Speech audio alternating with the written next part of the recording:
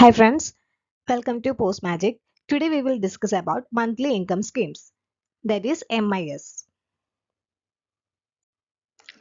ഇന്നിവിടെ ഡിസ്കസ് ചെയ്യുന്നത് ബാങ്കിങ്ങിന്റെ കണ്ടിന്യൂഷൻ ആണ്. കഴിഞ്ഞ ക്ലാസ്സിൽ SB അക്കൗണ്ട് ആണ് നമ്മൾ ഡിസ്കസ് ചെയ്തത്. ഇന്ന് MIS ആണ്. MIS എന്താ? Monthly income schemes. ഫസ്റ്റ് ഇതിൽ നോക്കുന്നത് ഹു ക്യാൻ ഓപ്പൺ, ആർക്കൊക്കെ MIS ഓപ്പൺ ചെയ്യാം. First one, A single adult. Then up to a maximum of 3 adult in joint names, a minor who has attained the age of 10 years, a guardian on behalf of a minor, and a guardian on behalf of a persons of unsound mind. അതായത് 5 types ആളുകൾക്കാണ് MIS open ചെയ്യാൻ പറ്റുന്നത്. ഒരു single adult, പ്രായപൂർത്തിയായ ഏത് വ്യക്തിക്കും MIS open ചെയ്യാം. പിന്നെന്താണ്, 3 പ്രായപൂർത്തിയായ വ്യക്തികൾക്ക് ജോയിന്റ് അക്കൗണ്ട് ആയിട്ട് MIS ഓപ്പൺ ചെയ്യാം. പിന്നെ ഒരു മൈനർക്ക്, അതായത് 10 വയസ്സായിട്ടുള്ള ഒരു മൈനർക്ക് MIS ഓപ്പൺ ചെയ്യാം. പിന്നെന്താണ്,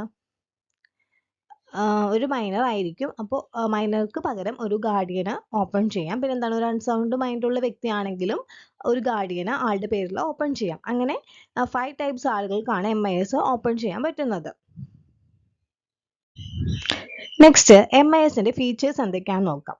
the account may be opened by resident Indians.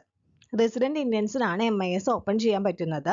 A minimum of ₹1000 and any sum multiples of ₹1000. അതായത് നമ്മൾ ഓപ്പൺ ചെയ്യുന്നത് മിനിമം എന്താണ്, 1000 റുപ്പീസിലാണ്. അതുപോലെ തന്നെ 1000ന്റെ മൾട്ടിപ്പിൾസിലും നമുക്ക് എന്ത് ചെയ്യാം, ഓപ്പൺ ചെയ്യാം.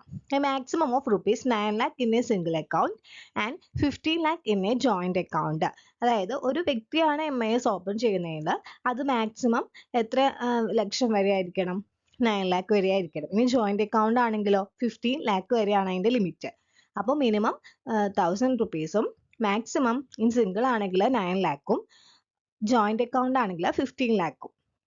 The account will be on interest every month from completion of 1 month from the date of deposits for 5 years.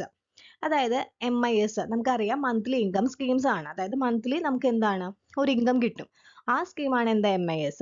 അപ്പോൾ ഇതിൽ പറയുന്നത് മാക്സിമം 5 ഇയേഴ്സിലേക്കാണ് നമ്മൾ ഒരു എമൗണ്ട് ഡിപ്പോസിറ്റ് ചെയ്യുന്നത്. അതിൻ്റെ ഇൻട്രസ്റ്റ് നമുക്ക് എന്താണ്, എല്ലാ മാസവും കിട്ടിക്കൊണ്ടിരിക്കും. The account will earn interest every month from completion of 1 month from the date of deposits for 5 years. When maturity period is 5 years. Maturity period എത്രയാണ്, 5 years.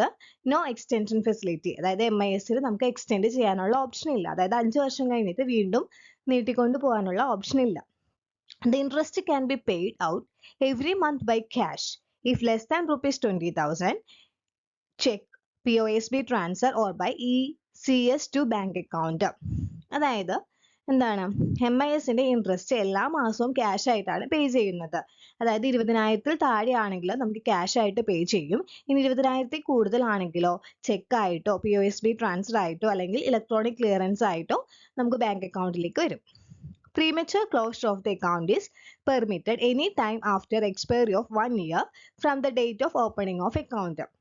നമുക്ക് പ്രീമച്വർ ആയിട്ട് എന്ത് ചെയ്യാം, ക്ലോസ് ചെയ്യാം. പറഞ്ഞു അതിന്റെ മാക്സിമം കാലാവധി 5 years ആണ്. പക്ഷെ 5 yearsന് മുമ്പ് നമുക്ക് എന്ത് ചെയ്യാം, പ്രീമച്വർ ആയിട്ട് ക്ലോസ് ചെയ്യാം.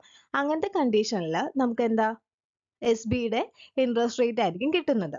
That is, premature closure of the account is permitted any time after expiry of 1 year from the date of opening of account. അതായത് നമ്മൾ അക്കൗണ്ട് ഓപ്പൺ ചെയ്തിട്ട് 1 വർഷം കഴിഞ്ഞതിന് ശേഷമേ നമുക്ക് എന്ത് ചെയ്യാൻ പറ്റുള്ളൂ, പ്രീമച്വർ ക്ലോഷർ ചെയ്യാൻ പറ്റുള്ളൂ.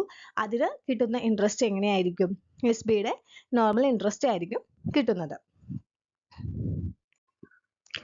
നമ്മൾ പറഞ്ഞു പ്രീമച്വർ ആയിട്ട് ക്ലോഷർ ചെയ്യാന്ന്. അപ്പോൾ എങ്ങനെയാണ് അതിന്റെ എമൗണ്ട് കിട്ടണേന്ന് നോക്കാം. Premature closure from the date of account opening, അതായത് അക്കൗണ്ട് ഓപ്പണിംഗ് മുതൽ എന്നത്തേക്കാണ് നമ്മൾ പ്രീമച്വർ ക്ലോഷർ ചെയ്യണമെന്നും അതിന്റെ റേറ്റ് ഓഫ് ഡിഡക്ഷൻ എങ്ങനെയാണെന്ന് നോക്കാം. After 1 year on or before expiry of 3 years, 2% of deposit amount, അതായത് ഡിപ്പോസിറ്റ് എമൗണ്ടിന്റെ 2% കുറച്ചിട്ടേ നമുക്ക് കിട്ടുള്ളൂ. ഇനി after expiry of 3 years before maturity, അതായത് 3 വർഷം കഴിഞ്ഞു പക്ഷെ മെച്യൂരിറ്റി ആയിട്ടില്ല. അങ്ങനെയാണെങ്കിൽ എന്താണ്, ഡിപ്പോസിറ്റ് എമൗണ്ടിന്റെ 1% കുറവിലായിരിക്കും നമുക്കത് തിരിച്ചു കിട്ടുക. In case of death of a depositor before maturity, account may be closed and the deposit refunded along with interest up to the month preceding the month in which refund is made. ഇനി in case depositor മരിച്ചിട്ടുണ്ടെങ്കിൽ ആ account നമുക്ക് close ചെയ്യാൻ പറ്റും. എന്താണ്, ആ deposit amount refund ചെയ്യും, അതിനോടൊപ്പം ഉണ്ടായിട്ടുള്ള ഇൻട്രസ്റ്റും അത് റീഫണ്ട് ചെയ്ത് കൊടുക്കും. Post maturity In case of post maturity, simple interest rate applicable to saving account will be allowed from the date of maturity. പറഞ്ഞു, അതായത് പോസ്റ്റ് മെച്യൂരിറ്റി ആണെങ്കിൽ അതിന്റെ ഇൻട്രസ്റ്റ് എന്തായിരിക്കും?